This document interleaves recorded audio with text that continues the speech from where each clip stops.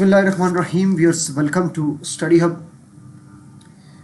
Our today's topic is why nations fail. Viewers, आज की video में हम thoroughly डिस्कस करेंगे why nations fail के टॉपिक को कि क्यों कौमें जो है वो नाकाम होती हैं, कौन कौन से फैक्टर्स हैं कौमों की नाकामी का बायस बनते हैं। इस वीडियो में हम थॉरोली इस चीज़ को स्टडी करेंगे। So before we start the video, please subscribe the channel and press the bell icon that you will get latest updates from our future videos as well. So without any further discussion, without any further delay, let's start our today's topic. So let's get started. Viewers, topic है आज का हमारा why nations fail। इसके ऊपर किताब भी एक लिखी गई है why nations fail के ऊपर, और आज हम डिस्कस भी करेंगे इम्पॉर्टेंट फैक्टर्स को कि क्यों जो है वो कौमें नाकाम होती हैं, कौन कौन से फैक्टर्स हैं वो कंट्रीब्यूट करते हैं कि कौमों की नाकामी का सबब बनते हैं वो factors. So nations can fail for a variety of reasons, often due to a complex interplay of political, economic, social and historical factors. Here are some common reasons why nations may fail today. Viewers, nations can fail for a variety of reasons. बहुत सारी वजूहात हो सकती हैं कि जिनमें कौमों की नाकामी का सबब बनती हैं। Often due to a complex interplay of political, economic, social and historical factors, जो कि political, सियासी, economic, माशी, social, समाजी और historical जो है वो factors हो सकते हैं, तारीखी factors भी इसमें शामिल हैं। तो here are the some common reasons why nations may fail, उसको हम डिस्कस करते हैं। वो common reasons कौन सी हैं viewers? नंबर 1 जो हमारे पास आ जाती है which is viewers corruption. Widespread corruption undermines trust in institutions, hampers economic growth and leads to the misallocation of resources. Viewers, corruption जो है ये एक मेन फैक्टर है कौमों में नाकामी का। और करप्शन को अगर हम एक स्पेसिफिक डेफिनेशन के तौर पर देखते हैं तो corruption is a dishonest behaviour by those in power. कि करप्शन जो है एक डिसऑनेस्ट बिहेवियर है उन लोगों का जो पावर में होते हैं और अपनी पावर का गलत इस्तेमाल करते हैं, ऑनेस्टली जो है वो अपनी पावर का इस्तेमाल नहीं करते।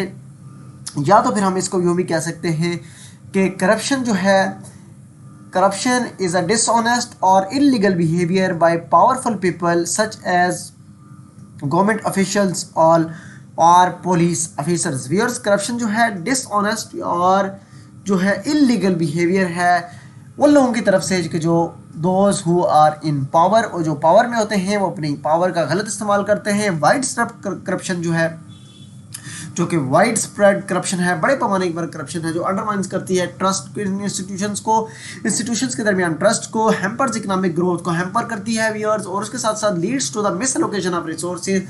सबसे इंपॉर्टेंट ये जो है करप्शन की वजह से मिस एलोकेशन ऑफ रिसोर्सेज जो होते हैं, और जो रिसोर्सेज की एलोकेशन जो है सही जगह पर नहीं हो सकती क्योंकि करप्ट प्रैक्टिसेस भी इन्वॉल्व होती हैं। जहाँ पर जो है रिसोर्सेज को, फंड्स को लगाना होता है वहाँ पर करप्शन की वजह से रिसोर्सेज वहाँ पर नहीं लगते, जिसकी वजह से उसका इकोनॉमी में भी इफेक्ट आता है, इकोनॉमिक ग्रोथ भी स्लो हो जाती है, हैम्पर कर जाती है, और इंस्टीट्यूशंस का आपस में ट्रस्ट भी ख़त्म हो जाता है। सो ये नंबर 1 जो है मेन फैक्टर है व्यूअर्स नेशंस फेल में, विच इज़ करप्शन। सेकेंड हमारे पास व्यूअर्स फैक्टर आता है विच इज़ पुअर गवर्नेंस।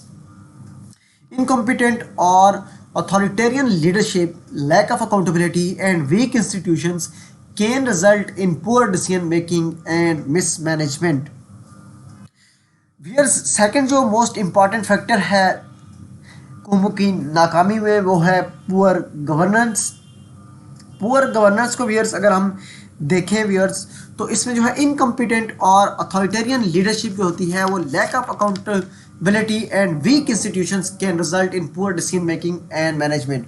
और पुअर गवर्नेंस को व्यूअर्स आप बैड गवर्नेंस भी कह सकते हैं, जिसको हम रेफर्स कर सकते हैं, refers to a situation where an organisation fails to adhere to principles and practices that ensure accountability, transparency, fairness and effective oversight of its operations. के अगर व्यूअर्स ऐसी सिचुएशन है जहाँ पे ऑर्गेनाइजेशन जो है वो फेल हो जाती है कि एडहेयर करे अपनी पॉलिसीज़ को, प्रैक्टिसेस को, और इंश्योर करे अकाउंटेबिलिटी को, ट्रांसपेरेंसी को, फेयरनेस को, अगर वो इन तमाम चीज़ों को मेक इंश्योर करने में फेल हो जाती है तो हम इसको बैड गवर्नेंस कहेंगे या पुअर गवर्नेंस कहेंगे।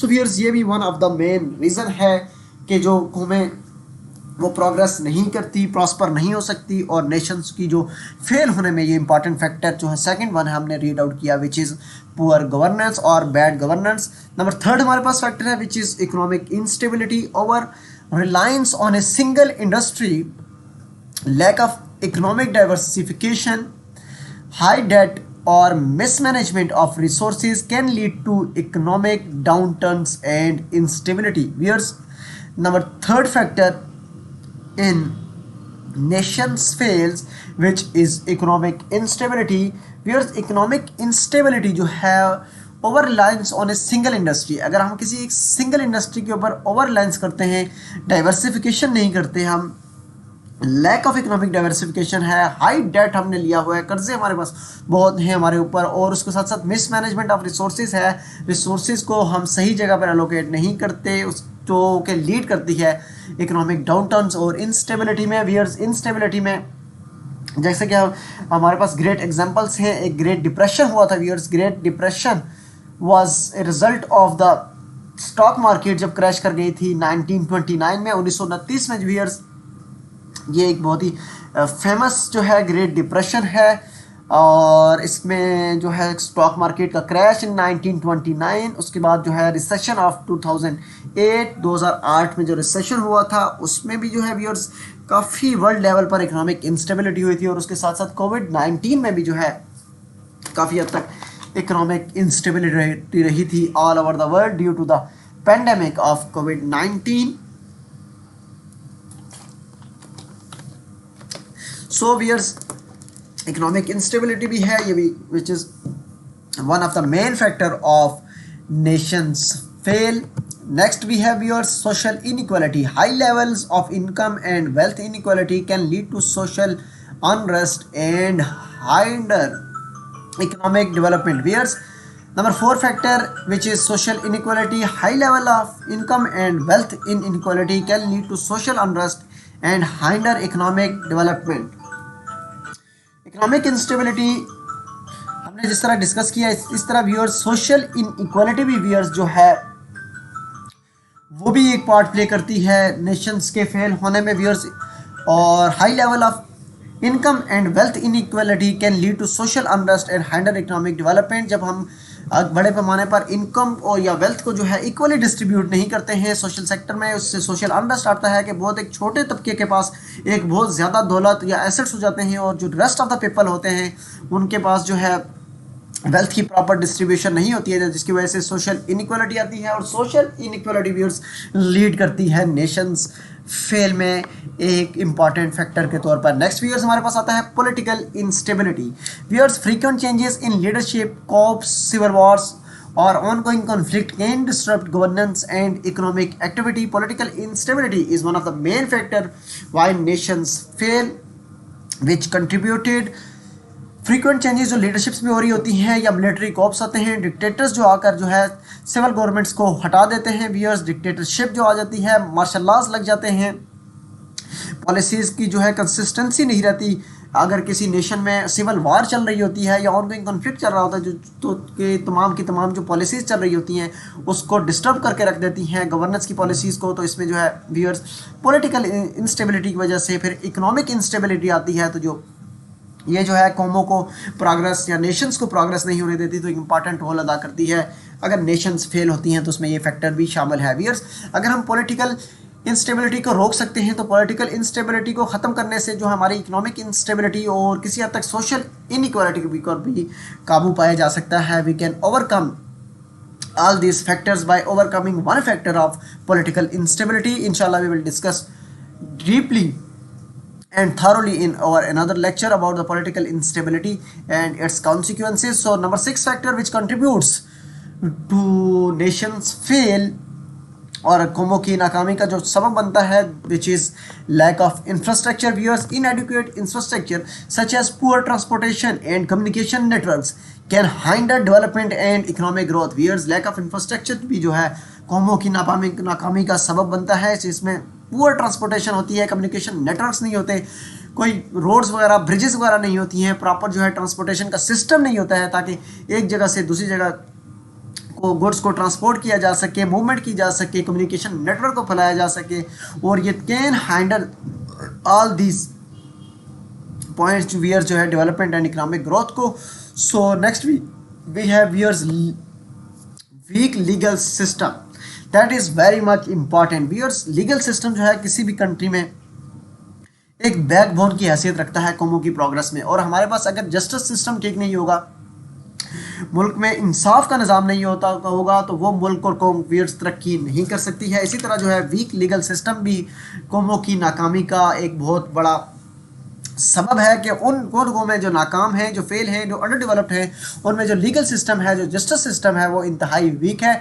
इनएफिशिएंट और corrupt legal systems can undermine property rights and discourage investment and entrepreneurship. और लीगल सिस्टम की वजह से व्यूअर्स जो कि वीक होता है तो इसको ऐसे जो है अंडरमाइन होती हैं प्रॉपर्टी राइट्स को, और इन्वेस्टमेंट जो है डिस्करेज होती है, एंटरप्रेन्योरशिप जो है वो डिस्करेज होती है, फॉरेन डायरेक्ट इन्वेस्टमेंट नहीं आती किसी कंट्री में, जो कि नेशन की प्रोग्रेस में एक रुकावट है. वीक लीगल सिस्टम भी. Next viewers we have external interference, foreign intervention either political और economic can destabilise a nation and lead to conflict और डिपेंडेंस. व्यूअर्स एक्सटर्नल जो इंटरफेरेंस होती है किसी भी सॉवरन कंट्री में, एक्सटर्नल इंटरफेरेंस जो होती है वो कौमों की नाकामी का सबब बनती है.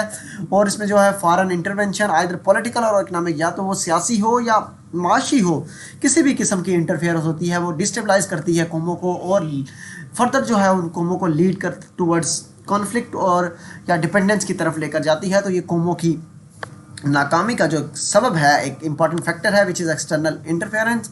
Number 9 viewers we have environmental degradation, over exploitation of natural resources and environmental damage can harm a country's economy and well-being. viewers environmental degradation जो है important factor है कौमों की नाकामी का. Over exploitation of natural resources, जब हम natural resources को उनकी केयर नहीं करते, उनको प्रॉपरली जो है उनको व्यूअर्स एक ऐसा इन्वायरमेंट नहीं फ्राहम किया जाता कि जिसमें जो है इन्वायरमेंट को हम प्रोटेक्ट कर सकें नेचुरली, तो एक environmental damage can harm the countries economy और उसकी वजह से कौमों की इकॉनमी को जो है उससे झटका लगता है और कौमें जो है उस तरह से प्रोग्रेस नहीं कर पाती. जब आप एक नेचुरल रिसोर्सेज की प्रॉपर प्रोटेक्शन नहीं करेंगे तो इन्वायरमेंटल डिग्रेडेशन जो है एक इंपॉर्टेंट फैक्टर है. Next viewers we have demographic challenges, rapid population growth, ageing populations और mass migration can strain resources and infrastructure. Viewers demographic challenges जो हैं कौमों की नाकामी का एक सबक बनते हैं, क्योंकि रैपिड जो पॉपुलेशन की ग्रोथ हो रही है कौमों में जो है आबादी का एक बहुत तेज़ी से बढ़ जाना और उसके साथ साथ जो उम्र जो है एजिंग पॉपुलेशन बहुत ज़्यादा होना, एक यूथ का ना होना जो कि एक्टिवली पार्टिसिपेट करे इकॉनमी में, उसके साथ साथ mass migration can strain resources. Migration जो है लोगों का एक जगह से दूसरी जगह पर मुंतकिल हो जाना जो है स्ट्रेन करता है रिसोर्सेज और इंफ्रास्ट्रक्चर को. Next viewers we have lack of education, poor access to quality education can limit opportunities for social and economic mobility, hindering overall progress. Viewers, lack of education जो है एक important factor है which can contribute to the why nations fails. कौमों की नाकामी में important जो है ये रोल प्ले करती है एजुकेशन, और कोई भी कौम जो है एजुकेशन के बगैर उसने प्रॉस्पेरिटी प्रोग्रेस नहीं हासिल की. Viewers, so education is important viewers, और कौमों की प्रोग्रेस में एजुकेशन एक बैकबोन की हैसियत रखती है उनकी प्रोग्रेस में. उसके साथ साथ next we have viewers health crisis.